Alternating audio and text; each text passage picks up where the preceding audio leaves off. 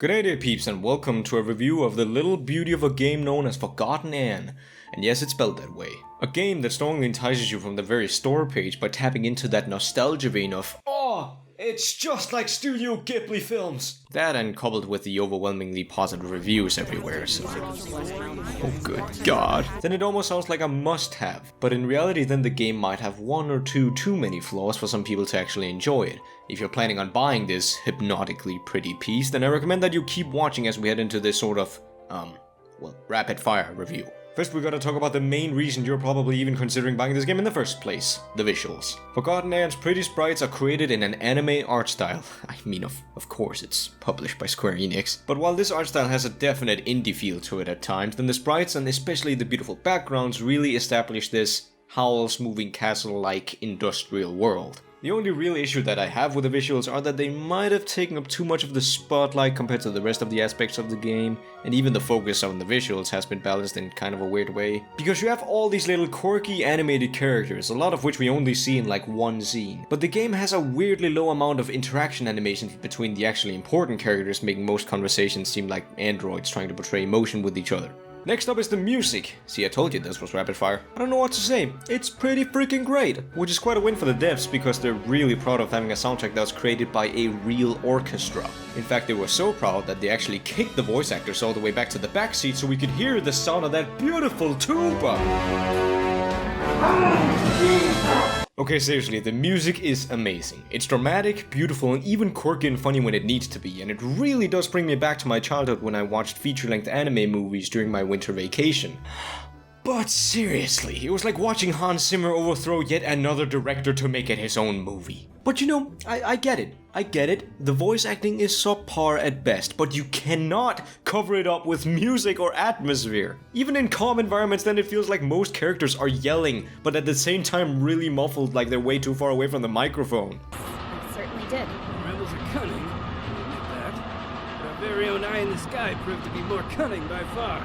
And you can't even change it! You're stuck with master volume. Dramatic orchestral crescendos just ended up getting annoying after a while because I felt like a deaf person who had to read the subtitles just to make sure I was picking up all the story. Which leads me exactly to my next point. Story! I realize this review might get a bit lengthy to edit, so I'm gonna be quick about this one. I actually love story in video games more than any other design aspect.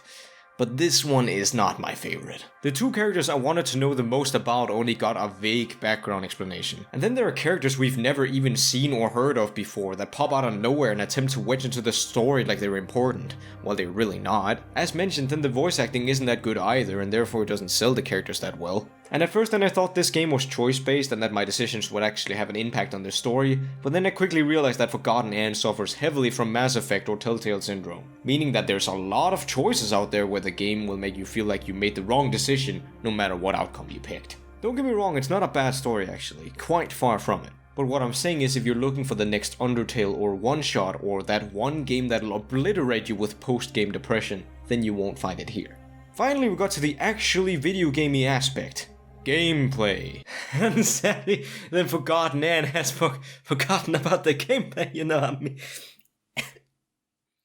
Such a fucking desperate comedian. If I had to describe Forgotton Anne's gameplay with one word, then it would be tedious. The main puzzle type you'll encounter throughout the game is a sort of power rerouting puzzle we've kinda seen before in other games. It's not a bad puzzle on its own, but the game relies so heavily on it that it won't take long before you'll start to get annoyed and you just eventually want to move on with the story. There's also a bit of platforming that I wouldn't usually mind, but this is where the art focus is starting to hurt the gameplay. The animation is so fluid and beautiful, but because of this then it gets sluggish when it comes to response. So as a player then you'll often find yourself turning or doing things you didn't even intend to do and have to watch those beautifully annoying animations play out before you can even move again.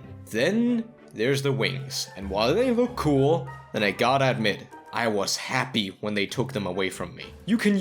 Let me rephrase that. You have to use them to jump higher and farther distances. But it's really hard to control, because if you need to jump across something, then you need to hold down control, plus up and left, not too long, or you'll walk off the edge. Then you need to let go of the buttons, but if your timing is weird, then Anne will jump straight up and she'll fall and crash and breaking her pelvis, back, shins, and ankles. Like, what are you gonna do if you're responsible for her? She's dead or luckily paralyzed for life, like there's no hospital nearby.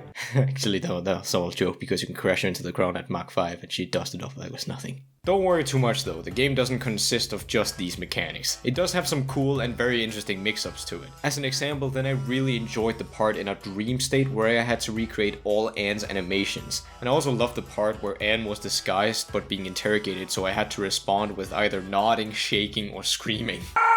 But it is something that I definitely wish the game had done more often. So that just about leads us to the conclusion. I'm not gonna give you a number rating, of course, because, well, then you wouldn't have a reason to watch the entire video, now would ya? But I think that Forgotton Anne is a sweet little adventure. Don't fall into Studio Ghibli's vision trap, because that's not the game you'll be getting. If you buy this, you'll be diving into a game that's quirky, aesthetically beautiful, occasionally white-knockingly annoying, and at times funny in the most awkward ways. Don't stay for the usually video gamey aspects like puzzles, but stay instead for the beautifully laid out world and characters, that are all definitely some of the finest crafts that can be made in an engine like Unity.